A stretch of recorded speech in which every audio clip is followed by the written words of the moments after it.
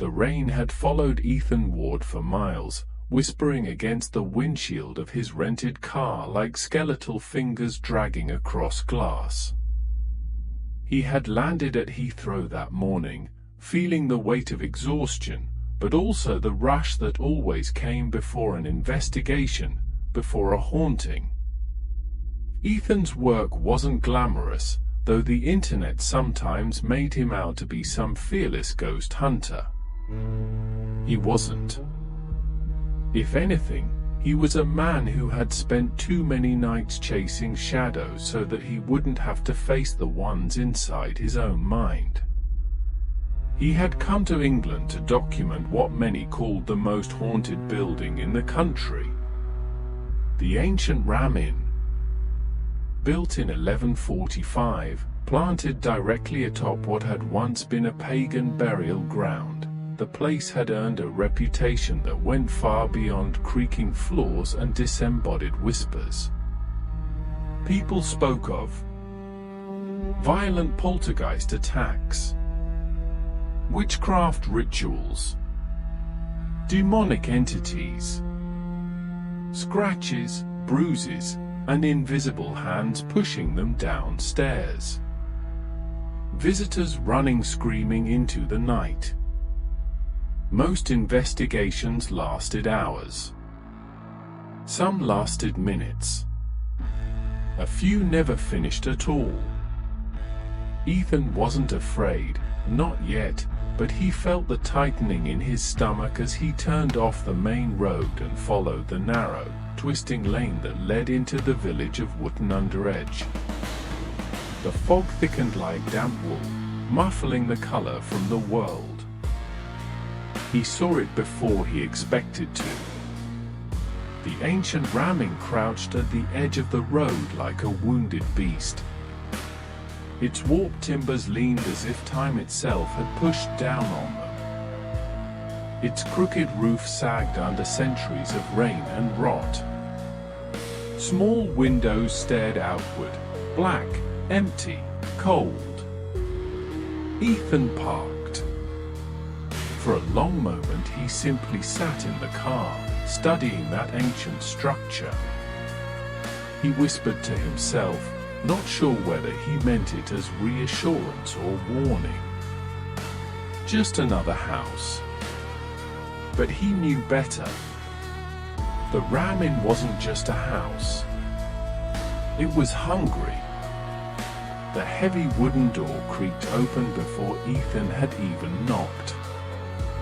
An old man with a wild thicket of white hair stood in the doorway, holding a lantern even though the daylight had not yet faded. His name was Harold Greaves, the current owner, caretaker, and unofficial historian of the Ram.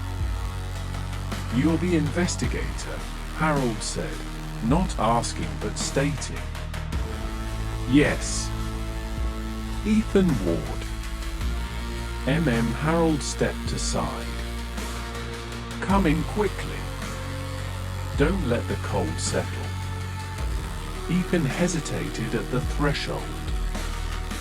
The air that seeped through the doorway was colder by several degrees, as if the house drew heat from the world outside.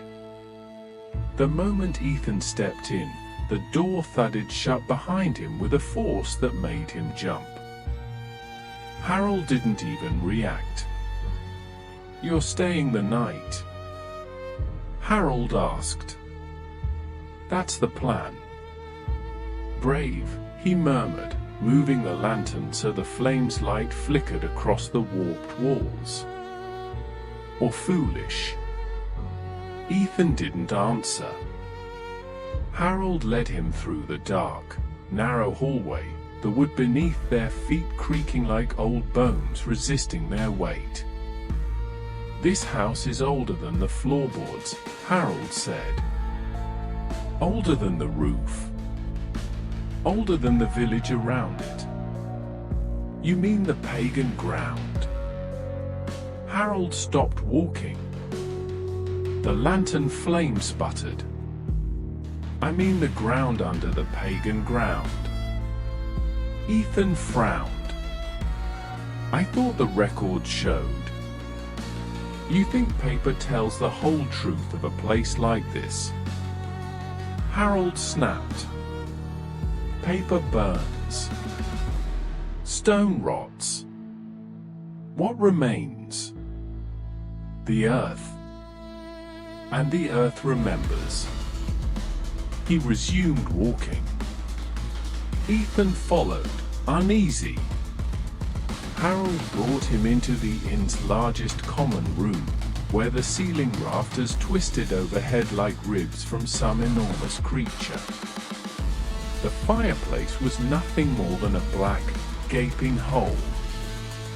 "You'll want to leave your bags here," Harold said. "Some rooms are unwelcoming." Ethan set his equipment bag down, the weight echoing in the empty chamber. Harold pointed upward. "The bishop's room is the worst of them all. They say demons nest there. People feel breath on their skin. Hands around their throats." Ethan lifted an eyebrow. "And that's where I'll be sleeping tonight. If you insist." "I need the activity on camera," Ethan said softly. "The truth, not the rumors." Harold gave him a long, pitying look. "Truth," he said.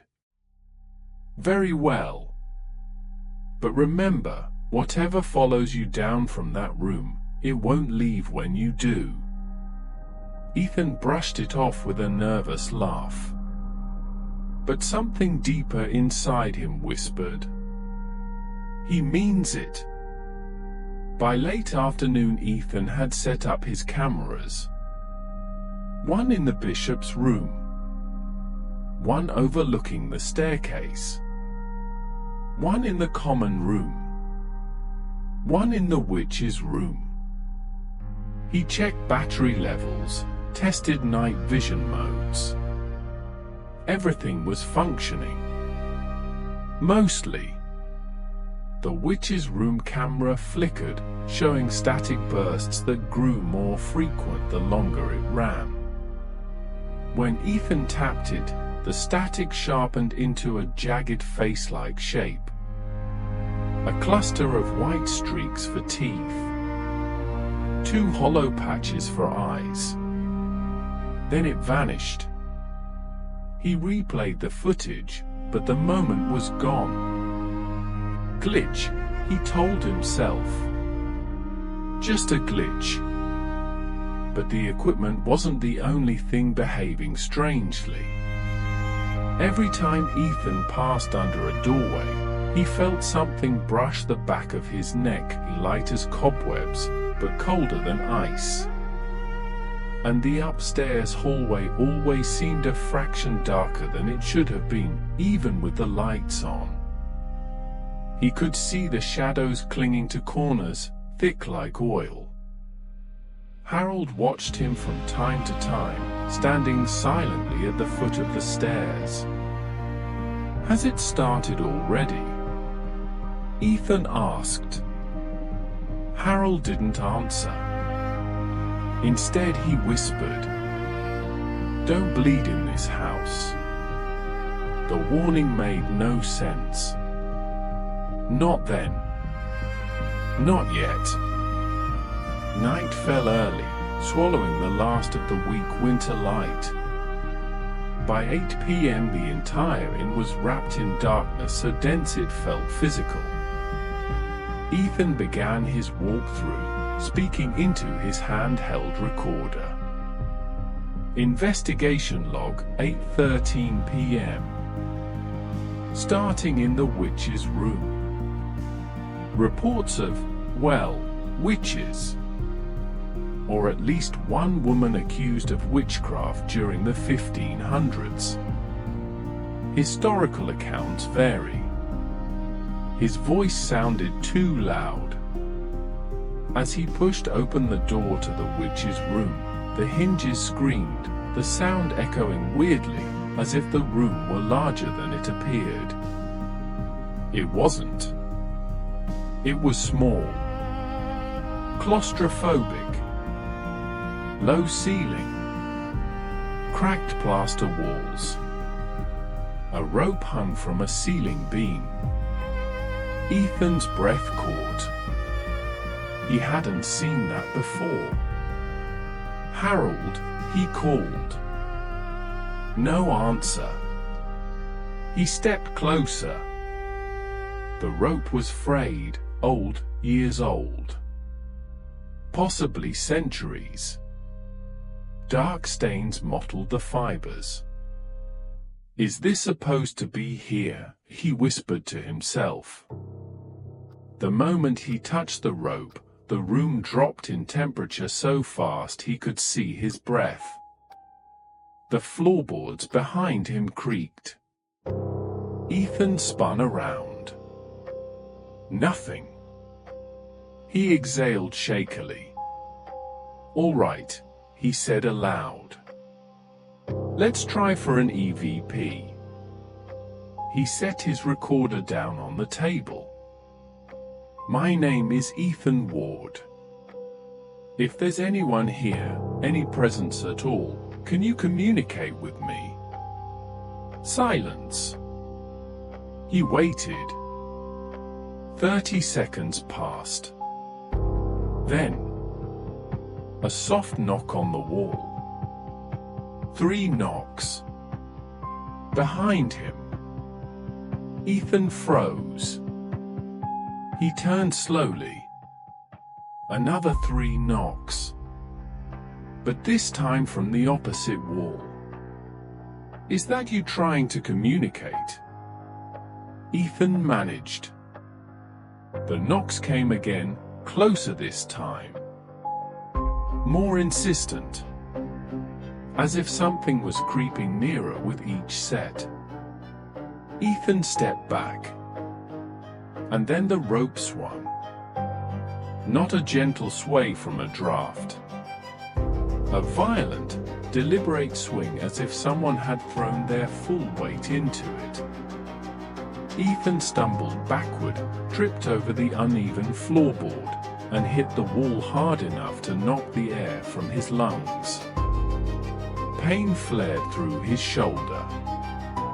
And when he looked back up, a figure stood in the corner. Small. Thin. A woman.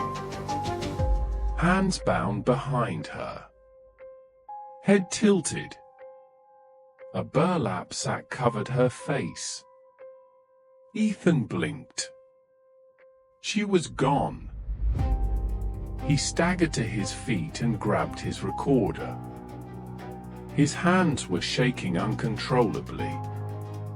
"I'm leaving this room," he whispered into the device. As he stepped through the doorway, something whispered behind him. "Stay." By the time Ethan entered the bishop's room, the house had fallen completely silent, too silent. Even the wind outside had stopped. Reports said the bishop's room was the heart of the haunting. A place where demons crawled from the walls, where a bishop had once tried, and failed, to exorcise the house. Ethan set his night vision camera on the dresser across from the bed. He turned to leave. But the door slammed shut. Hard. Ethan grabbed the knob. It didn't move. He rattled it harder, panic swelling in his chest. "Harold," he shouted. "I'm locked in." Nothing. He backed away, breathing fast. "This is fine," he said aloud, pacing the room. "This is just an old house." The shadows in the far corner shifted. Ethan stopped moving. "Hello," he whispered. The shadows jerked again, like something crawling toward him. Ethan fumbled for his flashlight, hands trembling. He switched it on. The beam hit the floor and caught a hand. A hand. Small. Pale. Childlike. It gripped the floorboards. Another hand appeared. Then a face lifted into the beam. A girl. No older than 8. Her eyes were black, utterly black, like holes carved deep into her skull. She opened her mouth, but no sound came out. Only a widening of that impossible darkness. Ethan stumbled backward. "Get away from me!" The girl tilted her head sharply, as if listening to something behind Ethan. Then her mouth contorted into a grotesque smile. Her jaw cracked as it stretched wider. Ethan grabbed the door and yanked with everything he had. It flew open. He bolted out, heart racing, not daring to look back. He ran down the hall and collided with Harold. The old man caught him by the arms before he could fall. "Easy," Harold huffed. "Easy, lad." Ethan gasped for air. There was a girl in the room. A child. Black eyes. She crawled out of the corner. Harold's face hardened. "You saw one of them," he said gravely. "They don't appear for just anyone." "What do you mean?" Harold looked at him for a long, heavy moment. Then he said the words Ethan would come to dread. "You've been marked." They returned to the common room, where Harold kept a kettle warming over a small electric stove. He poured Ethan a cup of tea. Ethan was shaking too hard to hold it.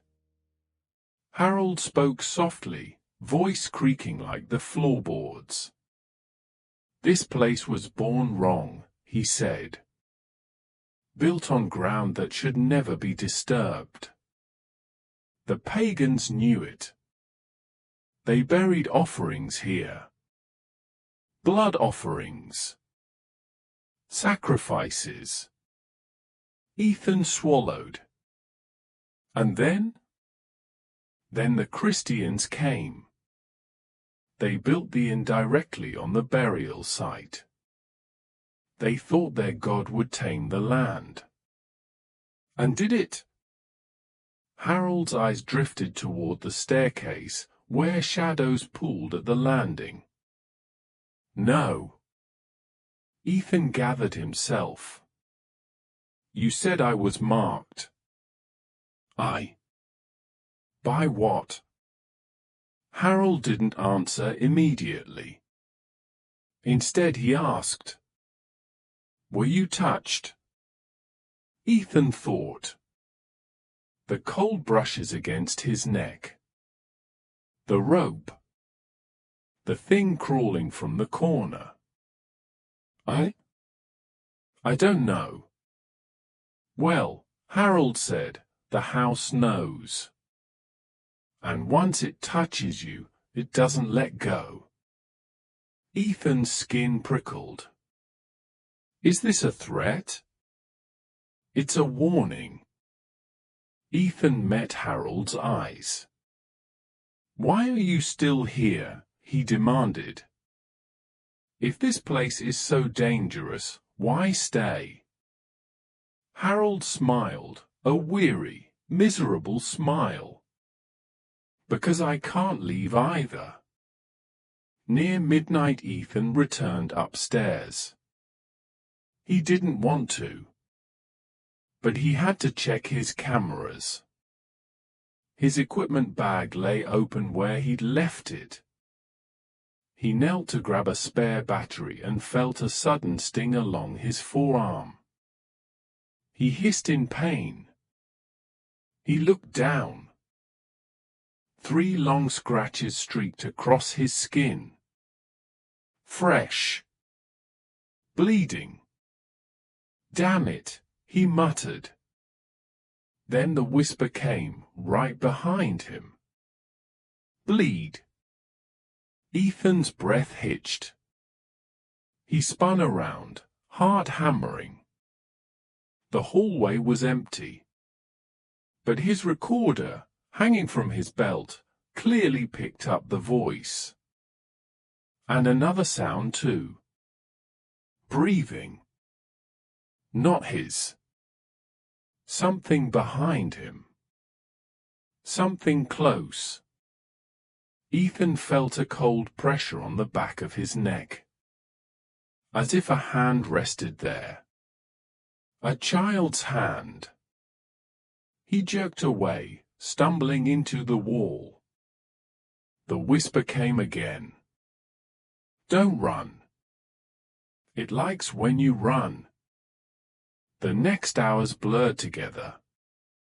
Footsteps followed him down the halls.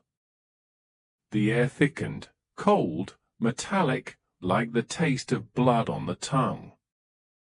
Every camera malfunctioned, battery draining faster than normal. Ethan paced the corridors, whispering into his recorder, trying to regain control. This is Ethan, time unknown, maybe around 1 a.m. Experiencing strong auditory activity. Visual hallucinations, or maybe not hallucinations. Something is here. Something aware. He reached the staircase. And froze. Something was crawling up the stairs. Not walking. Crawling. Its movements were jerky, unhuman. Hands slapping wood. Knees scraping hard enough to squeal against the steps. Ethan backed away slowly. The thing reached the landing. A boy. No older than 10. His head hung limply, chin touching his chest. His limbs bent at wrong angles, like a broken puppet. And his mouth. It was sewn shut. Black threads dug into grey, lifeless skin. The boy jerked once, twitching violently.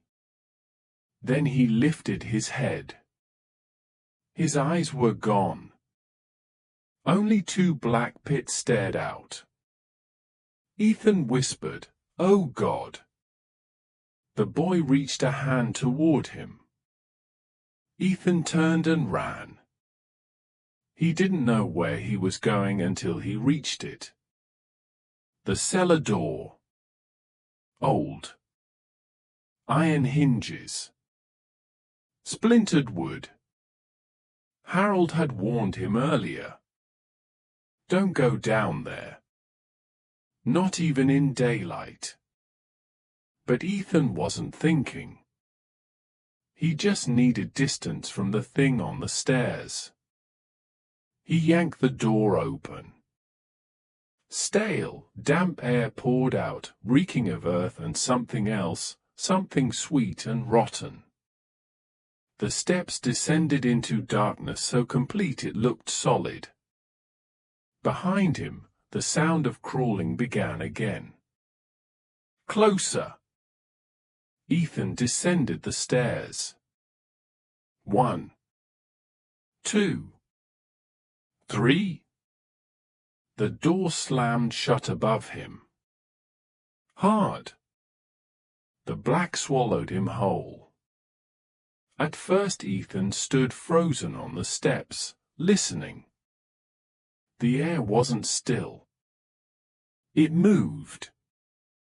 Slowly. Like something breathing. He switched on his flashlight. Its beam cut through the darkness, illuminating stone walls so ancient they looked like they had grown there rather than been built. He stepped forward. Something crunched under his shoe. He froze. The beam dipped. Bones. Small, delicate bones. Children's bones. Ethan's stomach twisted. What the hell? The darkness shifted at the far end of the cellar. He raised the light and saw it. A mass of roots. Thick, gnarled, pulsing. They crawled along the stone like veins from some buried heart. The roots moved. Slowly. Rhythmically. Like breathing. And from within them. Faces. Human faces. Dozens of them. Pressed into the wood. Mouths frozen in silent screams. Eyes bulging beneath layers of hardened bark. Ethan stumbled backward, gagging. Then the whisper came. Join. The roots shivered. Something tore itself free. A shape, twisted, tall, skeletal, pulled from the mass like a nightmare being birthed. Its skin was bark. Its ribs protruded like branches. Its head was a skull of roots woven together. And its eyes burned with a dull, reddish glow. Ethan backed into the wall. The creature leaned close and whispered from a mouth that didn't move. Marked. A root shot toward him. Ethan ducked, the root slicing the wall behind him. He ran. He hit the staircase and scrambled upward, lungs burning. Something slammed the steps behind him. He didn't look. He reached the top. The door wouldn't move. He threw his shoulder into it. Again. Again. The wood cracked. And suddenly the door burst open. Harold yanked him through and slammed it shut. What were you thinking? Harold shouted. Ethan gasped, collapsing against the wall. Something's down there, he whispered. Harold's face went pale. It woke, then. Harold dragged him into the kitchen and bolted the door. Listen to me, Harold said, grabbing Ethan's face with both hands. This house isn't haunted. Hauntings fade. Spirits leave. But this thing feeds. On what? Ethan choked. Fear, Harold whispered. Blood. Pain. Children, especially. Hundreds of years ago, the Pagan summoned something from the deep earth. It demanded sacrifice. And when the Christians built over it, the thing didn't die. Ethan swallowed hard. It grew, Harold continued. Every death in this house, every murder, every suicide, every ritual, fed it. Made it stronger. Ethan stared at him. Why doesn't it kill you? Harold gave a hollow smile. Oh, it will, he said. But it needs me. Someone to bring the curious, the bold, the unbelieving. Ethan froze. What? Harold sighed. I'm sorry, lad. Footsteps creaked in the hallway outside. Slow. Heavy. Ethan backed away. Harold, what did you do? I opened the house, Harold murmured. It chooses who it marks. Not me. The footsteps grew louder. The air grew colder. Ethan's breath misted. Harold whispered. It wants you. The kitchen lights flickered. Something scraped against the door. A slow, deliberate dragging, like nails made of bone. Harold whispered to Ethan, "Don't let it touch your blood. Don't let it." The door splintered inward. Harold screamed. Ethan dove to the side as shadowy limbs burst through the frame, black, twisted, long as spider legs. They wrapped around Harold. He didn't fight. He didn't even scream again. The shadows pulled him into the hallway. And the sound that followed was not human. Not entirely. Ethan ran. 13. The House Hunts. He didn't have a plan. He just ran. Through the common room. Past the crooked rafters. Past the fireplace that breathed faint plumes of cold. The house shook, timbers groaning like they were alive. Every door slammed. Every window rattled. The lights burst, one by one, plunging each room into darkness as he passed. Ethan reached the front door. He twisted the bolt. It snapped off in his hand. "Come on," he shouted, slamming his shoulder into the door. The wood didn't budge. Behind him something skittered across the floor. He turned. The girl from the bishop's room stood at the end of the hallway. Her black eyes fixed on him. She opened her mouth. The stitches tore. Blood trickled down her chin. When she screamed, the glass in the window shattered inward. Ethan covered his ears and dropped to his knees. The scream grew louder. Higher. Piercing. And through it he heard something else. Something moving upstairs. Fast. Too fast. He staggered to his feet, stumbling toward the staircase. Just as something lunged from above. It hit him like a falling tree.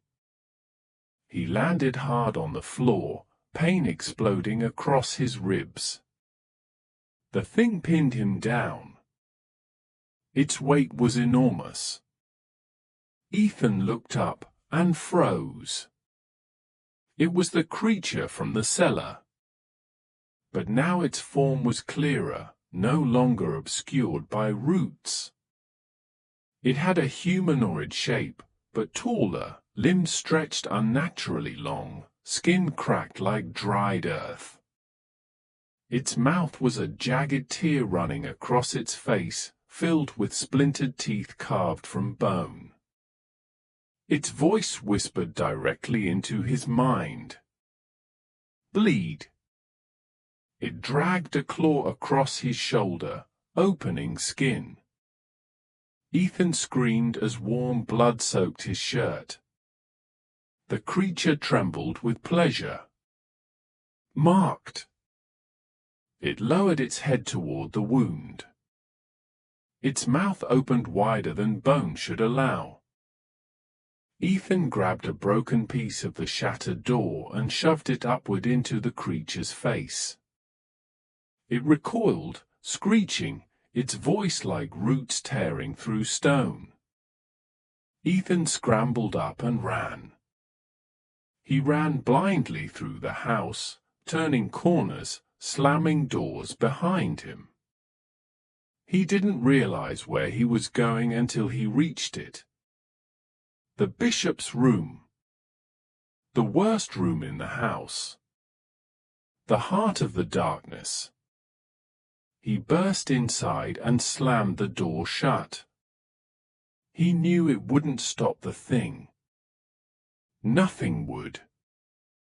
The shadows in the room churned like ink in water. His night vision camera sat on the dresser, still recording. The little red light blinked steadily. Ethan stared into the lens, breathing hard. "My name is Ethan Ward," he said, voice shaking. "If anyone finds this, anyone sees this, do not enter the ancient Ram Inn. Burn it. Bury it. Seal it. Do not let it live." The door behind him creaked. Ethan turned slowly. The girl stood in the doorway. Her eyes were empty pits. Her stitched mouth hung open.